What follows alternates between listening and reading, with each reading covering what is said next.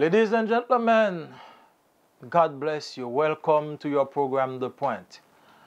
And we're going today to speak about a very important topic. We're going to talk about fear. Jesus said in John chapter 14, verses 1 to 3, He said, "Let not your hearts be troubled. Believe in God. Believe also in me. In my Father's house are many rooms. If it were not so, would I have told you that I go to prepare a place for you?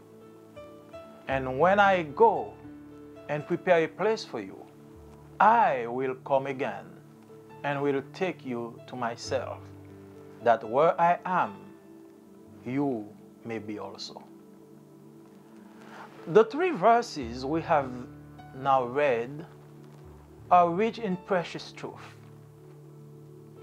For more than 2,000 years, they have been the precious remedy given by Christ to his immediate disciple and to those of us who will follow his footsteps years later.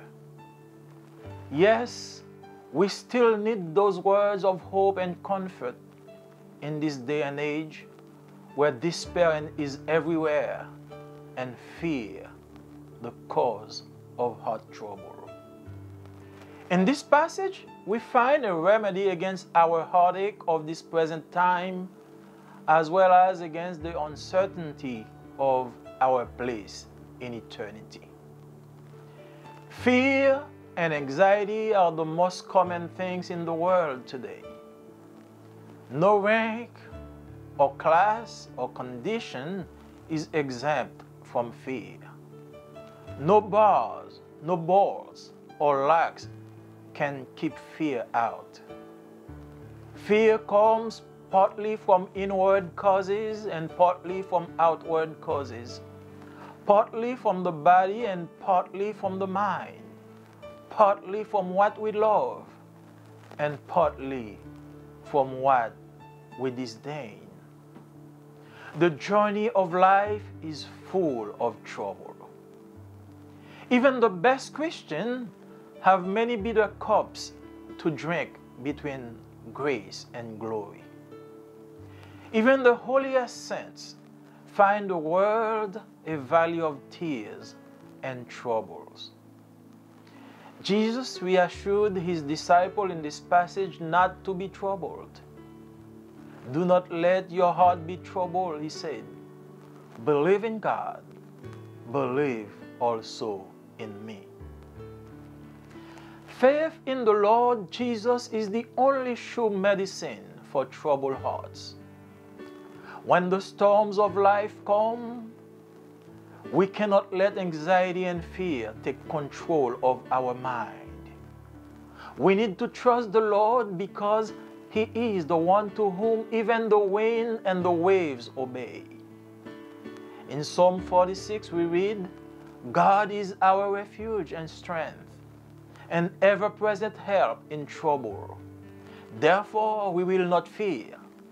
Though the earth give way and the mountains fall into the heart of the sea, though its waters roar and foam in the mountains quake with their surging, the Lord Almighty is with us. The God of Jacob is our fortress." I am here today to encourage you to hold on, my brothers and sisters. Our Lord will never disappoint you, because what His mouth declares, His hand will fulfill it. Weeping may stay for the night, but rejoicing comes in the morning. David wrote in Psalm 34, verses 4 to 6, "I sought the Lord, and He heard me, and delivered me from all my fear. They looked unto Him, and were lightened, and their faces were not ashamed. This poor man cried, and the Lord heard him, and saved them out of all his troubles." I want you to know that God will never forsake you. Keep on trusting in Him in spite of everything, because it is written, The steadfast of mind you will keep in perfect peace, because he trusts in you. Trust in the Lord forever, for in God the Lord we have an everlasting rock. Isaiah 26, verses 3 and 4. The second remedy of this passage is the hope for eternity. Jesus gave a very comfortable account of heaven, the future home of the saints. No one can think about the future without considering whether there is another existence after this life. Most of us are inclined to put the thought of eternity out of our minds. But the reality is that life is not over after we render our last breath. There are only two destinies: the glories of heaven and the terrors of hell. Once again, Jesus assured his disciple of the reality of heaven. He speaks of house, mansion, or place. Heaven is a place of lasting, permanent, and eternal dwellings. Here in the body we are in temporary lodgings, temporary tents and tabernacles, and must submit to many changes. In heaven we shall be settled at last and go out no more. Here we are no continuing city, says the book of Hebrews, chapter 13, verse 14. Our houses are not made with hands, but shall never be taken down in heaven. Heaven is the home for all the redeemed, those who have answered the call and been washed in the blood of Christ. This is the place where they will be in the presence of Christ forever. Jesus said, "When I go and prepare a place for you, I will come again and will take you to myself, that where I am, you may be also." Heaven is a place of light. Light is the symbol of knowledge, holiness, joy, honesty, and transparency. This light is without interruption. There shall be no night over there, says the book of Revelation, chapter 21, verse 25. Heaven is a place without sin, but of complete righteousness. It is a place beyond human understanding. As human living in this body, we cannot grasp all the glory and splendor of heaven. That is why Paul wrote in 1 Corinthians chapter 13, verse 12, "Now I know in part, but then I shall know even as I am known." Amen. There is no choice to be made. There is only one choice you can make today if you want to have a ticket for heaven. Remember, we all have to leave this physical body one day and go toward a new destination. What will be your new destination? Heaven or hell? When Jesus returns for judgment, there will be a triage. The redeemed will be transformed to meet their Lord, according to 1 Corinthians 15, verses 52 and 53. The lost will be cast out in the lake of fire, according to the book of Revelation. Where will you go when life is over? Will you go to heaven? The Spirit of God gently knocks and reminds you today to prepare for your eternal future. The Lord wants you to have peace now in the middle of your problems. Fear and anxiety, He wants you to have peace. This peace is a foretaste of the fullness of the rest and of the peace that will be yours when you stand face to face with your Lord in heaven. I invite you, my friend, receive today the peace of God. This peace surpasses all understanding of any human who never existed. He loves you. He wants you to have peace. He wants you to rest in His bosom, even in the middle of the problem, even in the middle of war, even in the middle of the situation you are in this present time. Wherever you are, my friend, my brother, my sister, I invite you to receive today the peace of God. Amen. Dear God, we thank you. Thank you for this peace that surpasses all human understanding. And you said to your disciple, you go to prepare a place. So where you are, there will be also. And this hope is also for us who accept you today. We know that you left this earth to prepare a place. And you will come back to take those who believe in you, those who were washed by your blood, to take them in heaven with you. We pray you for someone somewhere today who just heard these words and who accept you as this personal Savior. Give them life. Wash them from their sins and give them eternal life. We ask you all this in the name of Jesus. Amen.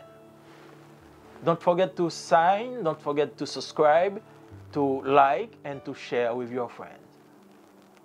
By doing this, we will proclaim the gospel of God together.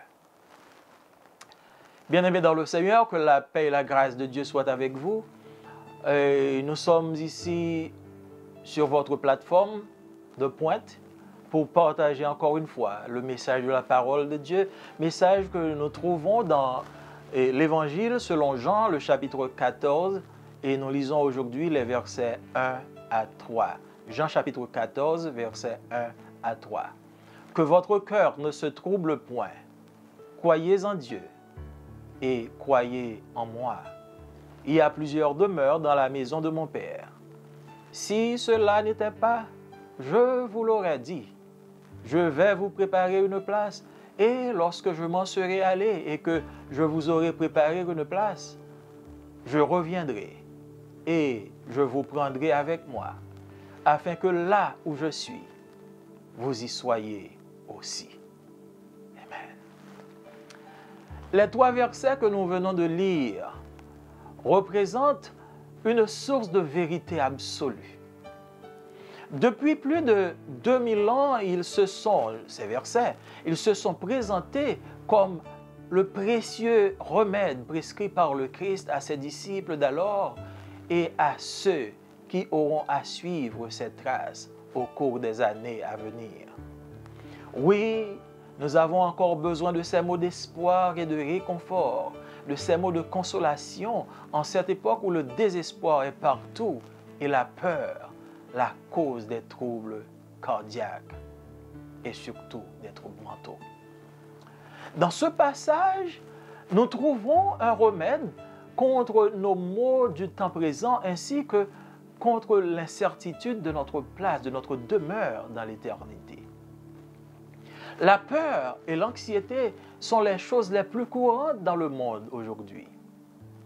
Elles ne font exception ni de rang, ni de classe ou de conditions sociales. Aucune barre, aucun boulon, aucune serrure ne peut l'empêcher d'entrer. La peur relève en partie des causes intérieures et en partie des causes extérieures, en partie du corps et en partie de l'esprit, en partie de ce que nous aimons et en partie de ce que nous craignons. Le chemin de la vie est jonché d'épines et d'ennuis. Même les chrétiens les plus dévoués et les plus mûrs ont des coupes amères à boire, tandis qu'ils pérégrinent entre la grâce et la gloire. Même les chrétiens les plus fidèles perçoivent le monde comme une vallée de pleurs et de douleurs. Jésus a rassuré ses disciples dans ce passage de ne pas être troublés. Que votre cœur ne se trouble point, dit-il.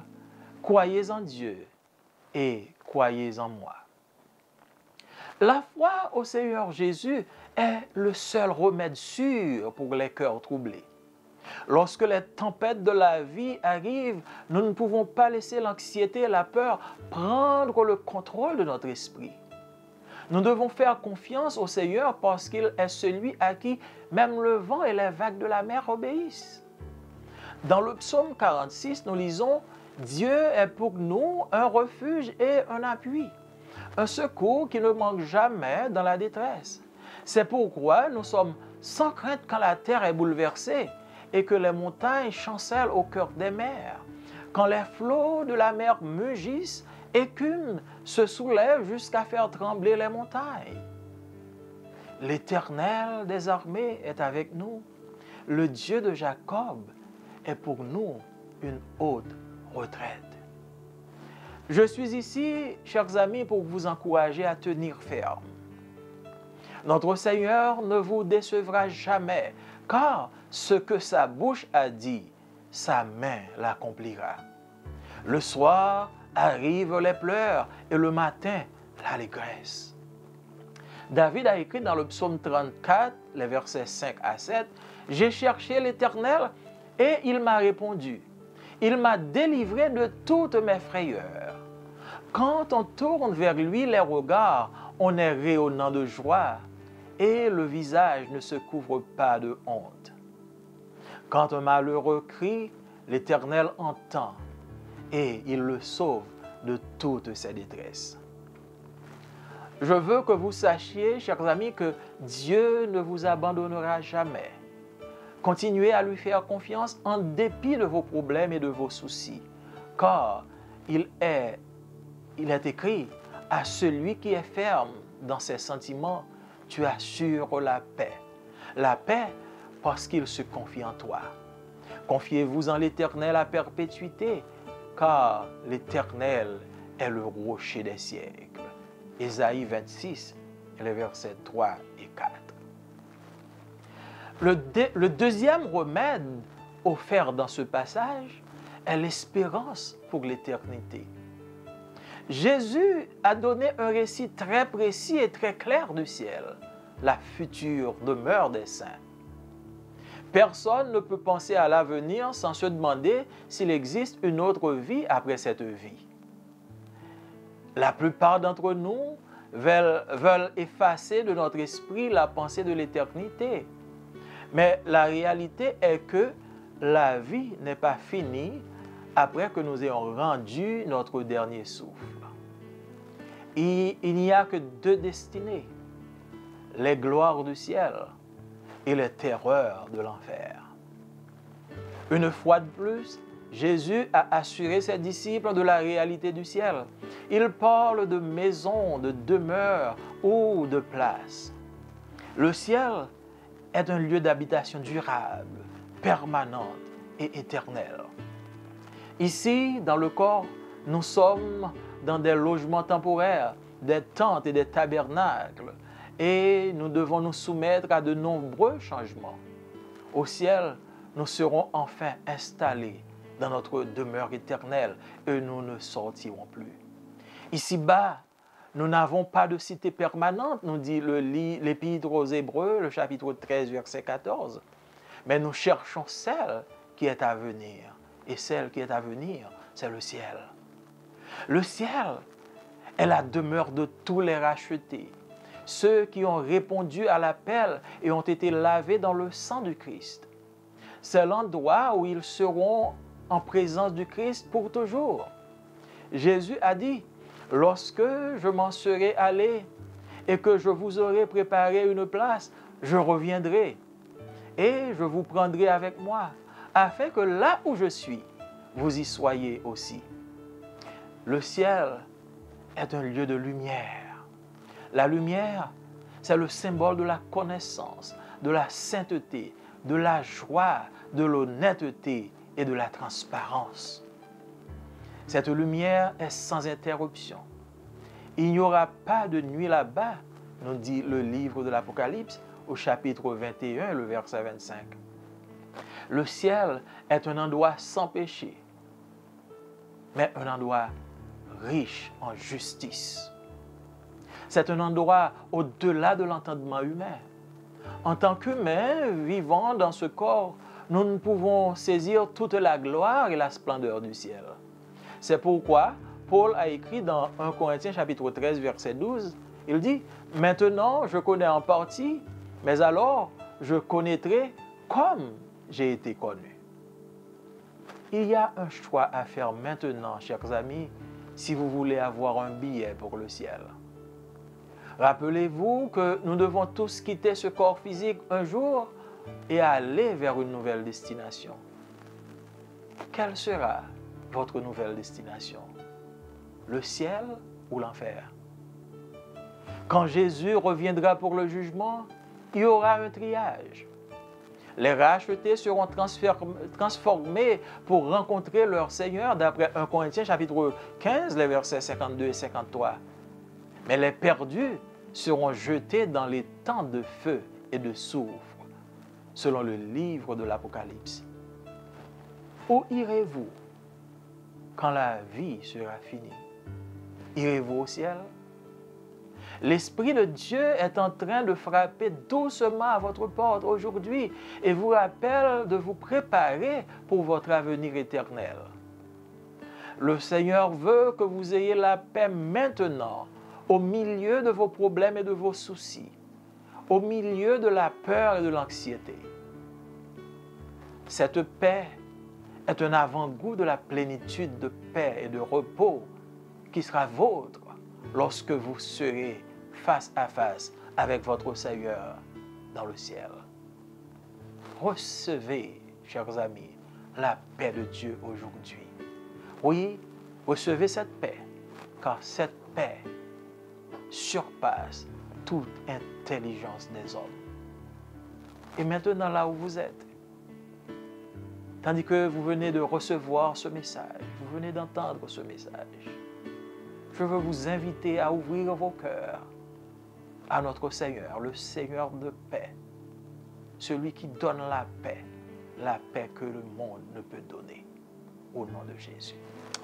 Dieu trois fois saint, Dieu de miséricorde, merci pour la paix que tu donnes dans la personne de notre Seigneur Jésus. Oh oui, il a fait cette promesse nous disant qu'il est allé nous préparer une place afin que là où il est, nous y soyons aussi. Seigneur, nous lui faisons confiance parce que nous savons qu'il reviendra nous prendre avec lui. Il reviendra pour nous consoler et pour nous prendre dans son sein. Je te prie maintenant, Seigneur, pour ceux-là qui viennent d'entendre le message de ta parole, ceux-là qui sont bouleversés, abasourdis, tourmentés par les problèmes de ce monde. Nous les présentons devant toi. Nous réclamons ta sainte présence et ta paix qui surpasse toute intelligence. Nous réclamons cette paix pour eux. Donne-leur la vie. Sauve-les. Pardonne leurs péchés. Au nom de Jésus, nous te prions. Amen. Merci de nous avoir suivis. Nous vous donnons rendez-vous pour la prochaine fois, mais entre-temps, je vous invite à aimer, à vous souscrire et surtout à partager avec d'autres. Ce faisant, vous contribuez à la propagation de l'Évangile. Que Dieu vous bénisse.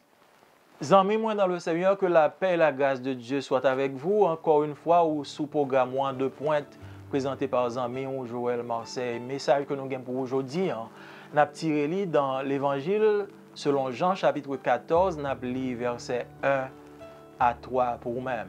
Jean chapitre 14, verset 1 à 3, qui dit que votre cœur ne se trouble point. Croyez en Dieu et croyez en moi. Que cœur pas troublé, croyez en bon Dieu, croyez en moi-même. Il y a plusieurs demeures dans la maison de mon Père. Si cela n'était pas, je vous l'aurais dit. Je vais vous préparer une place. Lorsque je m'en serai allé et que je vous aurai préparé une place, je reviendrai et je vous prendrai avec moi, afin que là où je suis, vous y soyez aussi. Je vais préparer une place pour vous. Et lorsque je préparé place, ça, je retourne, je prends avec moi, afin que côté moi y ou même trouve là. Trois versets ça que nous sommes là, yo représenté une source de vérité sans contour, une source de vérité absolue. Depuis plus de 2000 ans, verset ça est présenté comme un remède que le Seigneur Jésus t'a prescrit à disciples qui suivre et également à nous-mêmes qui t'appellent suivre dans les années à venir. Oui, nous avons besoin aujourd'hui de mot de réconfort, mot d'espoir, dans l'époque côté que nous vivons, côté que le désespoir est partout, côté que la peur lui fait cause, problème nous fait cause, troubles mentaux nous et troubles cardiaques que nous gagnons. Dans le passage, ça, nous joignons un remède contre le mal que nous avons souffert dans le temps. Ça. Autant côté que nous faisons face à l'incertitude et tant côté nous tout avons réfléchi si nous mourons aujourd'hui, qui côté nous passé l'éternité. La peur et l'anxiété, c'est des bagailles qui sont plus courantes dans le monde aujourd'hui. Et il n'y a pas fait exception à personne, quel que soit rang, quelle que soit classe, quelle que soit condition sociale, ou capable de confronter la peur. Pas de barrière pour lui-même, pas de boulon, pas de serrure qui est capable d'empêcher que entrer la caille. La peur est relevée en partie de problèmes extérieurs et de problèmes intérieurs. Elle est relevée en partie de problèmes que nous souffrons dans le corps et de problèmes que nous souffrons dans l'esprit. Elle est relevée de problèmes, de bagailles que nous remet et également de bagailles que nous ne pas remet. Eh bien, chemin la vie, dans tout coin, nous jouons piquants et ennuis dans tout côté que nous pouvons aller. Et c'est ça qui cause que nous gagnons la peur. Même les chrétiens les plus mûrs et les plus dévoués, ils ont une coupe amère que ils boivent, tandis qu'ils ont voyagé sous terre ça, entre la période de la grâce et la période de la gloire que vous pouvez rencontrer avec Jésus-Christ. Même les chrétiens les plus fidèles, ils ont le monde comme une vallée qui remplit avec problèmes, qui remplit avec douleur, qui remplit avec chagrin.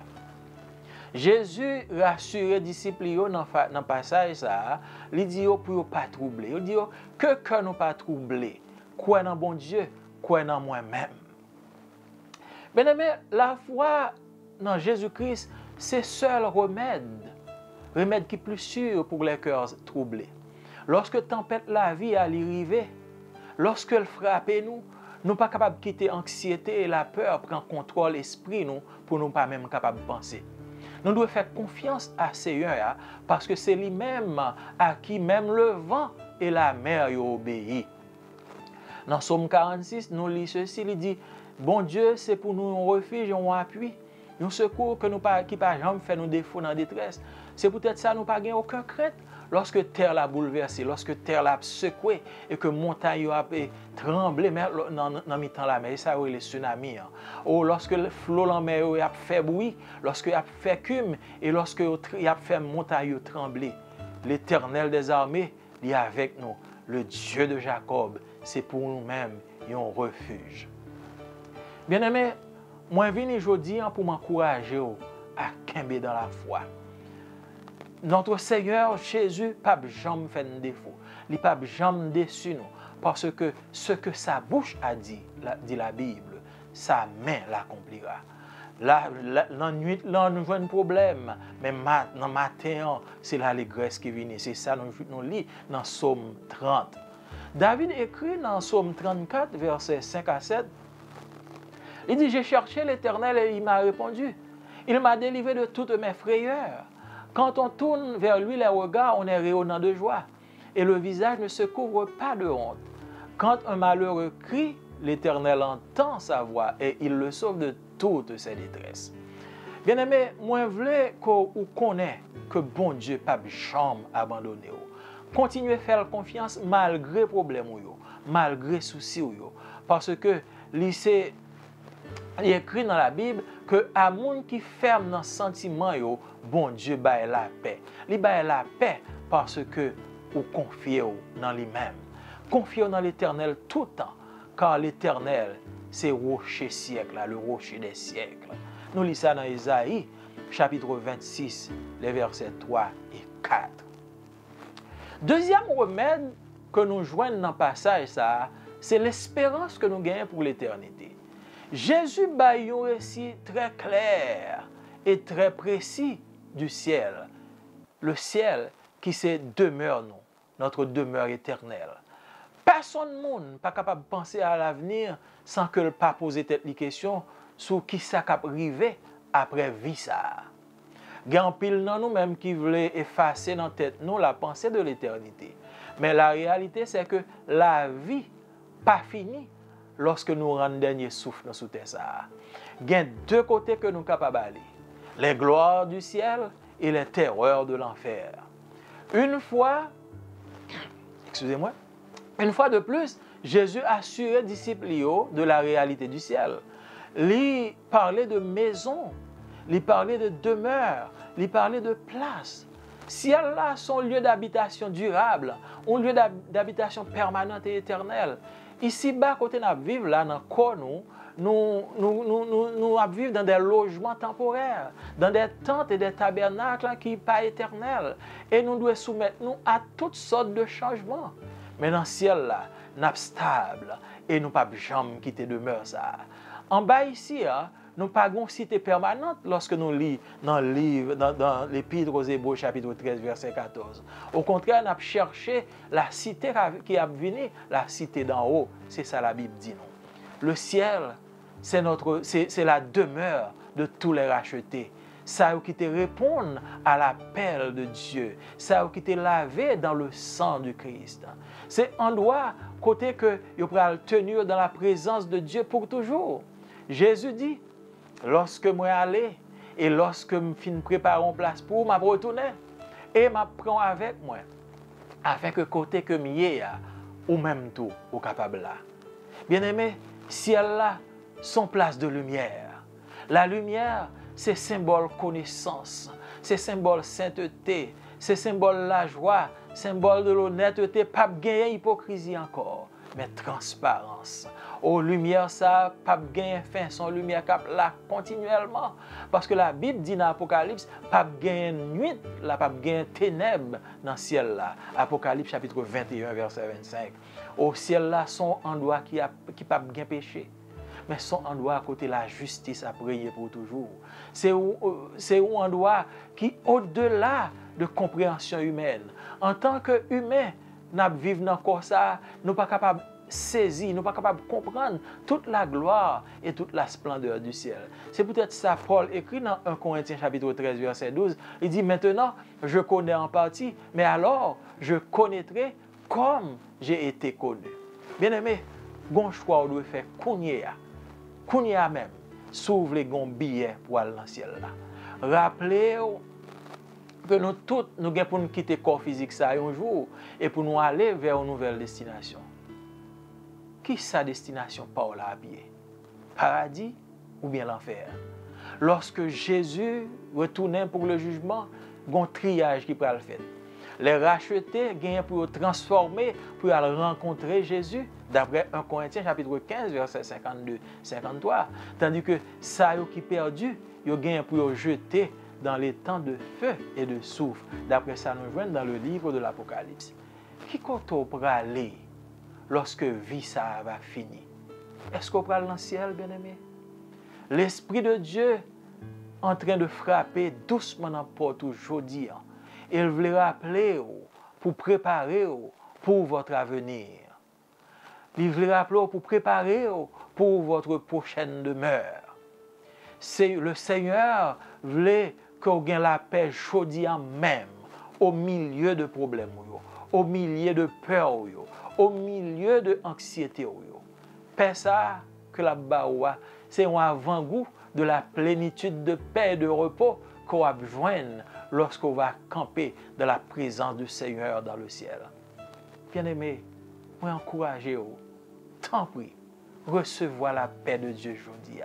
Parce que paix ça, il dépasse toute intelligence, il dépasse toute compréhension, pas capable de comprendre, parce que son paix durable que lié. Sur un côté, je dis autant de messages ça, m'invite à ouvrir cœur qu'on y a Seigneur, afin que vous capable de joindre la paix, ça, la paix qui ne peut jamais finir. On nous prie ensemble.